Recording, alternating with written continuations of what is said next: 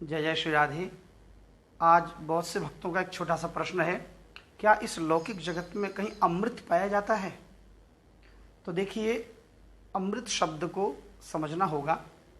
पहले जैसे हम एक शब्द लेते हैं ज्ञान और उसका विलोम है अज्ञान, जैसे एक शब्द है शिक्षा और उसका विलोम है अशिक्षा, ऐसे ही एक शब्द है मृत यानी मरा हुआ और उसका विलोम है अमृत यानी जो न मरने दे, अमरत्व प्रदान करे। तो क्या ऐसा कोई पदार्थ, ऐसा कोई तत्व है जो रोग शोक भय व्याधि बाधा विपत्ति संकट इन सब से प्राणी मात्र को उबार दे, अमरत्व की ओर ले जाए? ऐसा कोई अमृत क्या लौकिक जगत में पाया जाता है?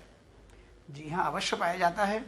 और चूंकि हम शास्त्रीय प्रमाण की बात करते हैं, बिल्कुल प्रैक्टिकल बात करते हैं, हमारे भारत के एक महान संत हैं, परम भागवत परम पूज्य श्री अखंडानंद सरस्वती जी, उन्होंने एक बार एक सुभाषित में एक श्लोक के माध्यम से 5 अमृत का वर्णन किया।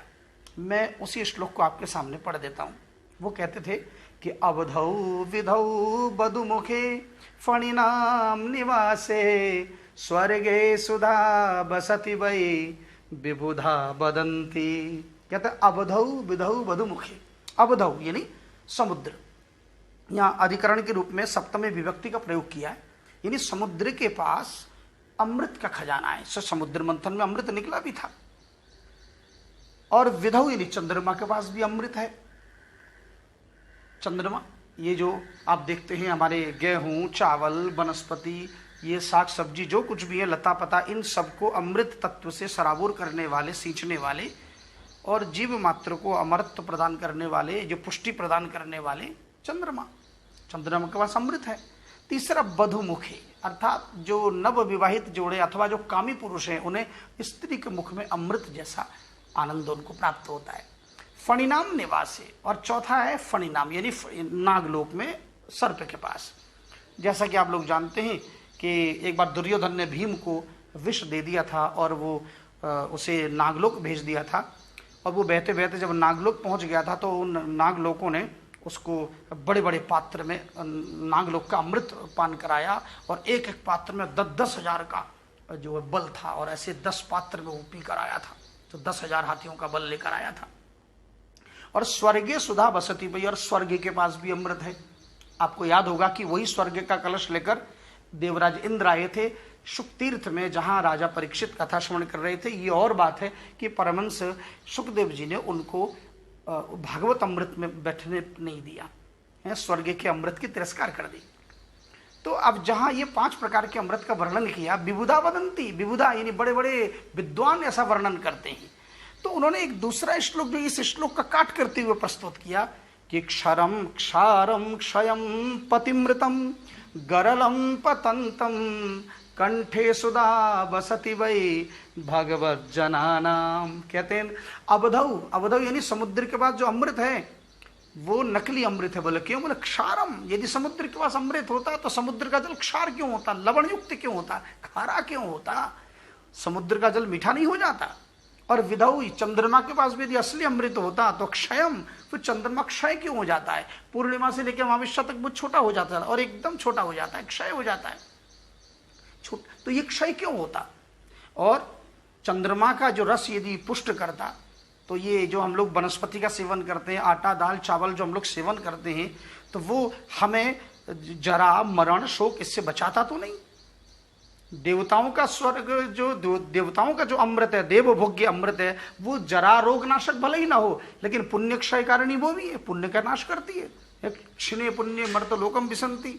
इसलिए तो स्वर्ग में जाना हमारे ब्रज के संत जो वैष्णव होते हैं वो स्वर्ग जाना पसंद नहीं करते। क्यों? बोले स्वर्ग जाने से पुण्य क्षीण होता है और दोबारा फिर नीचे टपकना पड़ता है।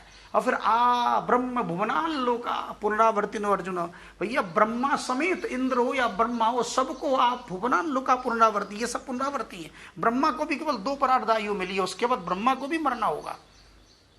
तो फिर असली अमृत है कहाँ? तो कहा बधुमुखे, तो कामी जनों को बधु के मुख में, स्त्री के मुख में अमृत लगे तो उसका काट का पतिमृतम। बोले यदि पति मर जाए तो पति मरता क्यों है?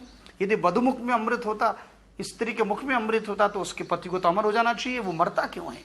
फणी नाम निवास है। और अगर केवल फणी यानी सर्प के पास अमृत होता गरलम पतंतम, तो फिर विष का प्रयोग करके जब किसी को सर्पदंश करते वो मरता क्यों?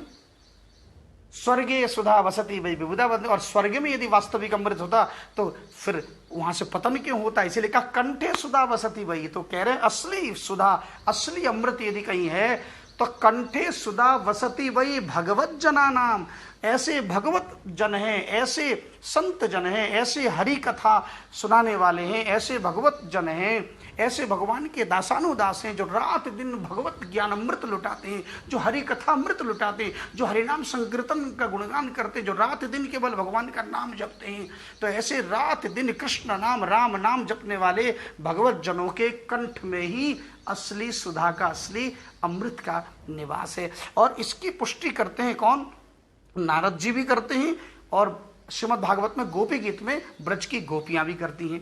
नारद भक्ति सूत्र में कहा अमृत स्वरूपाच, भक्ति का लक्षण अमृत स्वरूपा है ना। बोले ये जो अमृत स्वरूपा है इसकी विशेषता क्या है? बोले विशेषता है कि तद विस्मरणे परम व्याकुलता, यानी एक मिनट भी अपने इष्ट से विस्मरण हो जाए, एक मिनट भी कृष्ण नाम राम नाम से विमुख हो जाए तो व्याकुलता होने लगे, हृदय पीड़ित होने लगे, हे प्रभु मेरा क्या होगा, हे प्रभु में, तो ऐसा भाव प्रकट हो, तो यही भाव अमृत है। ध्यान दीजिएगा। और गोपियां कहती हैं तब कथामृतम तप्त जीवनम कवि विरीडितम कल्मषाबहम श्रवण मंगलम श्रीमदाततम भुवि गृह्णन्ति ते भूरिदा जना। क्या करी?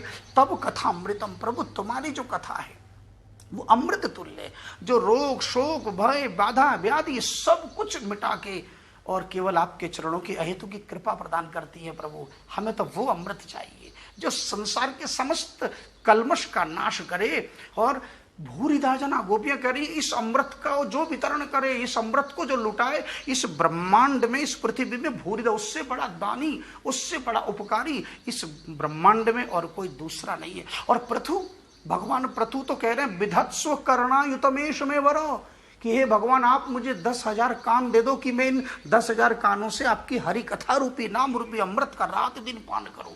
तो प्रश्न है कि इस अमृत का पान करते हो मन लगता क्यों नहीं है? तो कहते हैं अगर किसी पूर्व जन्म का कोई पुराना रोग हो ना, कोई पुराना पाप हो हृदय में, कोई पुराना अपराध हो, कोई पुरानी गांठ पड़ी हो, कोई पुराना बहुत बड़ा पाप हो, तो फिर उसे हरि कथा और हरि नाम सुहाता नहीं है। जैसे पित्त के रोगी को मिश्री अच्छी नहीं लगती, अगर किसी के शरीर में पित्त बढ़ जाए और उसको मिश्री दो तो मिश्री कड़वी लगती है या फीकी लगती है। तो ये कड़वी मिश्री फीकी जो लगती है इसका उपचार क्या? इसकी औषधि भी मिश्री है। पित्त के रोगी को मिश्री दी जाती है कि लगातार तुम इसको चूसते रहो, चूसते रहो, चूसते चूसते चूसते चूसते वो पित्त का शमन करेगा, उस पित्त को नाश करेगा। ऐसी हरिनाम लेने में भले ही मन ना लगे पर बिना मन के भी जपते रहो, जपते रहो, जपते रहो, तो जपात सिद्धिर जपात सिद्धिर जपात सिद्धिर न संशयम, जपते जपते जपते सिद्धि अवश्य प्राप्त होगी। एक हमारे श्रीमद् भागवत के महान विद्वान भी हुए जिन्होंने रस गंगाधर नाम की एक सुंदर पुस्तक, एक ग्रंथ लिखा था, उनका नाम है श्री जगन्नाथ पंडित जी। उन्होंने एक बड़ा सुंदर श्लोक लिखा, चलते चलते उस श्लोक को सुना दूं कि मृद्विकार सिता सिता समशीता स्फीतम च पीतम पयः स्वर्यातेन सुधाप्यधायि कतिदा रंबाधरः खंडितः सत्यं ब्रूहि मदीय जीव भवता भूयो भवे भ्राम्यता कृष्णे त्वयक्षरयोरद्वयोर मधुरे मुद्गार क्वचिल्लक्षित। कह रहे मृत्यु का रचना, अरे जीव तू पूरे ब्रह्मांड का भ्रमण करके 14 भुवन का भ्रमण करके आया, स्वर्ग गया, इंद्रलोक गया, ब्रह्मलोक गया, तू सर्वत्र गया, पर सच बता कि मृत्यु का तूने अंगूर भी रस चखे, तूने मिश्री भी चखी, तूने दूध पाक स्वादिष्ट रबड़ी भी चखा, पर बता तू स्वर्ग में जाके बड़े बड़े रंभा अप्सरा का संग किया, पर सच बता सत्यम ब्रूहि मदीय जीव, अरे जीवात्मा तू सत्य बता कृष्णे तो द्वयक्षरोर, तू ये कृष्ण दो नाम, कृष्ण नाम के समान अमृत तुल्य, ये 2 अक्षर जैसा अमृत तुझे पूरे ब्रह्मांड में कहीं मिला? ये कृष्ण नाम का अमृत, ये राम नाम का अमृत, ये केवल यह लौकिक नहीं, ये पारलौकिक भी है। इतना ये शरीर किस लिए मिला? ये कि राम नाम और कृष्ण नाम रूपी जैसे बैंक में धन को हम बढ़ाते जाते हैं, ऐसे ही कृष्ण नाम और नाम की पूंजी को इतना बढ़ाओ कि वहां भगवान के दिव्य चरणों में, उनके परम धाम में हमें शरणागति प्राप्त हो जाए। ध्यान दीजिएगा, इसलिए हमें ये अवसर मिला है मानव शरीर, इस अवसर को चूकना नहीं है। जय जय श्री राधे।